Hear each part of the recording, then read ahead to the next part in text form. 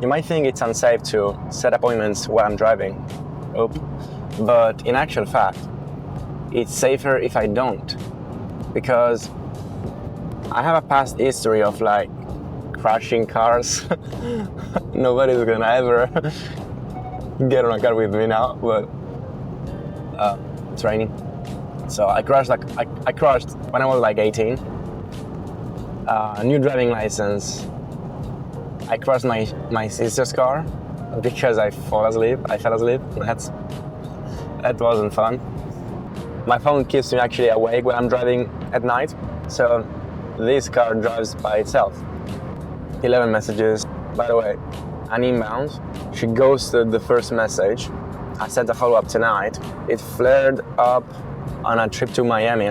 When they started like on a trip to Miami, when they started like, I'm in Singapore right now, I'm in Hong Kong right now, I'm in the Philippines. I love that shit. It's pissing down. Manual physical therapist, and he did get to calm down a bit, but it's not 100% gone yet. Okay, so this guy needs help. They have plantar fasciitis or whatever, and they already tried with a physio, with a manual. Anyways, they tried with a physio. So how can we position it? How can we position our service to be different? Let's build a bit of rapport and show that we care, and we are not there just to pitch, because they probably know what it's all about, because they replied to an inbound. But if they replied, it's because they're looking for a solution elsewhere, right? So that's my thought process behind everything. So what I'm gonna do is, what have you tried with the physio? This way, again, you gotta do appointment setting as if you're playing chess. You gotta predict what they're gonna say and what you're gonna say next, okay? To move the conversation where you want it to go. And in this case, I wanna go down the route of, okay, you try with a physio, but that physio is not me, and I'm the fucking foot king, so I'm gonna fix your shit, okay? So I got you. And now he's gonna say something, right? And what I'm gonna do next, I'm gonna give him a tip that is gonna position me as somewhat different than the old physiotherapist. And my whole goal is, okay, you're a physiotherapist, didn't know shit. Now the only way you can fix your solution, your issue, is by coming to me, because I'm different and I care, and I can provide you with a different solution than the one that you tried with your old physiotherapist, right? So next up, that's sent. That's still a lead. We didn't start a conversation. Okay, this is an outbound. Salgado. We sent a message like a month ago. The setter probably sent a follow-up on Monday, and interested in starting hiking. Doesn't mean anything. I don't think that this person is actually qualified. I mean, they are here for some advice, but they're not in pain. And it's a physiotherapist, so we don't need to leverage any desired situation, because the painful situation is much more powerful. So if they're not in pain in any way, then they're pretty much unqualified, which is great. That's why I like this offer. I mean, if I was a setter, I would want to jump on this offer straight away. So in this case, hello, interested in starting hiking, and we're just gonna be nice. You're gonna love it. Send. And in this case, again, they're not even hiking, and they said that they are following us. They started following us because they want to get into hiking. So again, they're probably not in pain. So we're just gonna be nice and demonstrate our availability and build positive associations. It's all about associations now. Anyways, you gotta put yourself in the prospect shoes. Like, imagine someone reaches out to you, and imagine this, right? People are getting pitched all the time now in the DMs. So it's super easy to actually stand out from the others, because there are so many terrible setters out there and terrible coaches doing appointment setting out there, that it's so easy everybody's doing appointment setting and nobody's actually able to do it properly. So it's extremely easy to succeed with appointment setting. So, for example, like I know for a fact, because again, I see chats and I see what setters do, and I see how setters trainers train setters, and I can see how bad it is, to be honest. Like, they're just so salesy, they use all tactics. Now, what works is to just be like super consultative and super genuine and super available. That's what's gonna build, again, this positive association in the prospect mind, and they're not gonna buy from us now, but again, we always have to think long term.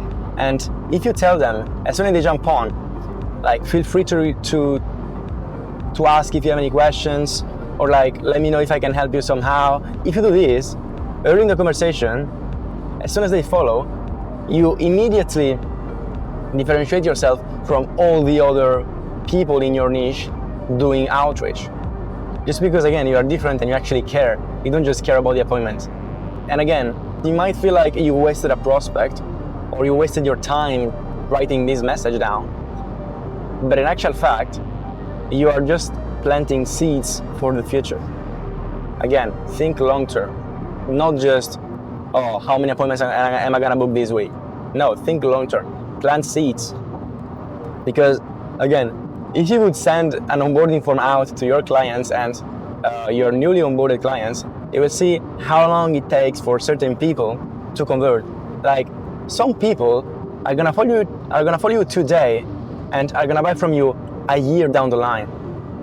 But it all compounds. So if you can create a strong relationship and a strong brand, these people are gonna buy from you sooner or later, or as soon as they have a problem that you can solve, or as soon as they can afford your solution.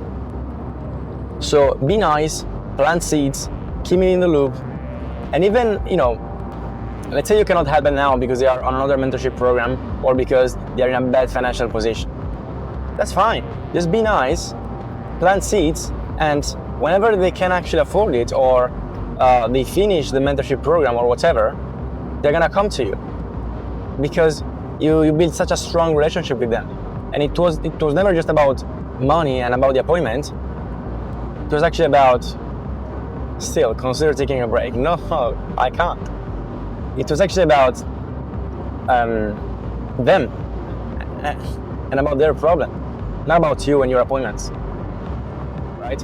Because they don't care, which is fair enough, right? So the one who cares the most in the conversation and the one who leads with questions is the one who's gonna win. 37 minutes to go. Don't know how that's pronounced, but anyways, voice notes. Oh, now I get it, because my drive is so sketchy. The car thinks that I'm just sleepy, but I'm just so distracted. No way, bro. She's so frustrated. She's like depressed. Like, nothing seems to work. Let me. I'm wearing Archie's chiropractor. Nothing seems to work. I massage it. Nope. This offer is so easy. Like, she's been in pain for 5 years. 5 years. You could send a calendar link straight away. Like, what the hell? We need to show empathy. Yeah, that sounds terrible. I'm so sorry. And we can pretty much pitch right away. I think I might be able to help you if you would like me to. Like, the reason why I'm pitching right away is because she's so in pain, and also because I didn't understand what she said in the voice note, so I cannot even ask more specific questions to dig deeper into that situation. Because what I would do before pitching, again, to be less salesy and build more rapport, is ask more specific questions related to what they've tried and didn't work, and then give a little tip to position myself as different than the past solution. So they're actually like, okay, this guy is different. They're not gonna just be another waste of time and money. They're actually gonna solve my issue, right? And the way you can do that is by giving a tip, a unique tip that they've never heard.